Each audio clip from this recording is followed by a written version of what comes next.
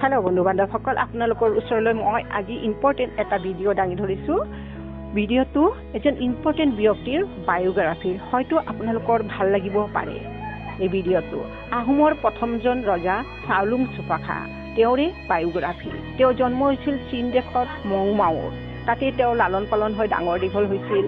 আৰু যেতিয়া তেওঁ ডাঙৰ হৈ যায়, ৰাজ সিংহাসনৰ কাৰণে ককাই ভাগৰ মাজত যুদ্ধ চুৰু হৈ যায়। যুদ্ধ যেতিয়া হয়, তেতিয়া তেওঁ কি কৰে, চীন দেশৰ মংমাও এৰি 1215 খ্ৰীষ্টাব্দত তেওঁ ব্ৰহ্মপুত্ৰ উপত্যকাৰ ফালে তেওঁ পাতনি মেলে, এইফালে আহে। লগত লৈ আহে 900 মানুহ। তাৰ ভিতৰত আছিল তেওঁৰ যিবোৰ সৈন্য সামন্ত, তেওঁ 3জনী ঘৈণীয়েক, দুটি পুত্ৰ সন্তান, এজনী জীয়ৰী, 2টা হাতী, 30টা ঘোঁৰা, এজন বৰগোহাঁই, এজন বুঢ়া গোহাঁই আছিল। তেওঁ 13 বছৰ লাগিছিল অসমত প্ৰৱেশ কৰিবৰ কাৰণে। বহুত কষ্টৰে আৰু ঠাই ঠাই জিৰণি লৈ 1227 খ্ৰীষ্টাব্দত তেওঁ নগা পাহাৰ পায়। আৰু নগাসকলৰ লগত যুদ্ধ হয়। যুদ্ধত নগাসকলক হৰুৱাই দিয়ে। তাৰপিছত 1228 খ্ৰীষ্টাব্দত পাটকাই পাহাৰ দি তেওঁলোকে অসমত প্ৰৱেশ কৰে।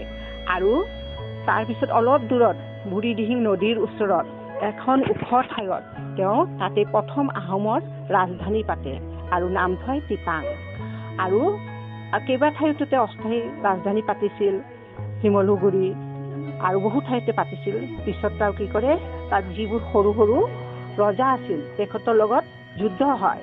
কছাৰী, বাৰভূঞা আৰু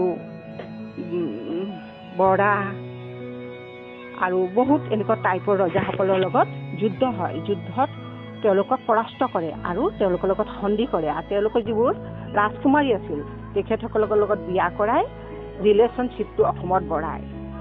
চাওলুং চুকাফা এজন ৰাজনীতিক আৰু কূটনীতিকবিদ আছিল। তেওঁ জানিছিল অসমত থাকিব হ'লে ৰিলেশ্যনশ্বিপ বঢ়াব লাগিব আৰু অসমৰ মানুহৰ বুকুত স্থান পাব লাগিব। সেইকাৰণে তেওঁ প্ৰথম আহি কৈছিল, মই আপোনালোকৰ আলহী। সেইকাৰণে অসমৰ মানুহে তেওঁক বৰ মৰম কৰিছিল আৰু সন্মান কৰিছিল। অসমৰ মানুহকো তেওঁ বৰ মৰম কৰিছিল। আৰু পাটকাই পৰ্বতৰ যিবোৰ মানুহ আছিল তেওঁ সেইবোৰ অন্তৰংগ বন্ধু হৈ পৰিছিল। আৰু চাওলুং চুকাফাই যিখিনি 900 মানুহ লৈ আহিছিল সেইখিনিও মানুহক তেওঁ কৈছিল, যিখিনি ওচৰৰ মানুহ আছে তেওঁৰ লগতে বিয়া বাৰু কৰাবা আৰু ৰিলেশ্যনশ্বিপটো বঢ়াবা, এনেকৈ তেওঁলোকক উপদেশ দিছিল। চাওলুং চুকাফাই অসমত শালি খেতি কৰিব শিকাইছিল। চাওলুং চুকাফাই অসমত লিটল চাৰ্চ আৰু কালচাৰো শিকাইছিল। অসমৰ কাৰণে তেওঁ বহুত কিবা কিবি কৰিছিল। অসমৰ মানুহৰ বুকুত স্থান পায় আৰু যিবোৰ ৰজাক হৰুৱাই সমদল কৰিছিল তেওঁলোকক অসম ৰাজ্য স্থাপনা কৰিবলৈ কাৰণে সহায় কৰিছিল। আৰু অসমৰ জাতি উপজাতিলৈ এটা জাতিৰ নিৰ্মাণ কৰিছিল আৰু নাম দিছিল অসমীয়া। 1252 খ্ৰীষ্টাব্দত চৰাইদেউত স্থানীয় ৰাজধানী পাতে। আৰু 1253 খ্ৰীষ্টাব্দৰ পাৰতে কি কৰে, আহোমৰ ৰুল কৰে তেওঁ। আৰু তেওঁ 40 বছৰ কাল ৰাজত্ব কৰিছিল। তেওঁ অসমক বহুত উন্নতিৰ ফালে লৈ গৈছিল আৰু ব্ৰহ্মপুত্ৰ উপত্যকাত এখন বিশাল আহোম ৰাজ্য স্থাপনা কৰিছিল। এইজন ৰজাই অসমৰ কাৰণে বহু কিবা কিবি কৰিছিল আৰু তেওঁক সকলোৱে ভাল পাইছিল। তেওঁ সাধাৰণ টাইপৰ মানুহ আছিল। আৰু এইজন ৰজা অসম বুৰঞ্জীত সদায় তেওঁৰ নাম থাকিব। 2 ডিচেম্বৰ তাৰিখে তেওঁৰ মৃত্যু হয়। সেই দিনটোত অসমত চুকাফা দিৱস হিচাপে পালন কৰা হয়। আৰু বন্ধু বান্ধৱসকল, আমি সকলো ইতিহাস জানিব লাগিব। এনচিয়েণ্ট ইতিহাস জানিব লাগিব। আমি কোন, ক'ৰ পৰা আহিছোঁ, আমাৰ পূৰ্বপুৰুষ কোন, এইবোৰ জানিব হ'লে আমি এনচিয়েণ্ট ইতিহাস জানিব লাগিব।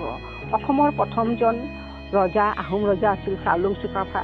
তেওঁ আহোম ৰাজ্য স্থাপনা কৰিছিল। তেওঁ এই অসম নামটো দিছিল, আহোমৰ পৰাই অসম নামটো হৈছিল। এনচিয়েণ্ট বুৰঞ্জী জানিলে আমি অতীতৰ কথা জানিব পাৰিম। সেইকাৰণে আমি সকলোৱে বুৰঞ্জী জানিব লাগে। বুৰঞ্জীৰ অবিহনে আমাৰ জীৱন অধুৰা। সেইকাৰণে আহক সকলোৱে আমি এনচিয়েণ্ট বুৰঞ্জী জানো। আৰু এই ভিডিঅ'টো কেনেকুৱা লাগিছিল জনাব। ভাল লাগিলে ছাবস্ক্ৰাইব আৰু লাইক কৰিব নাপাহৰিব।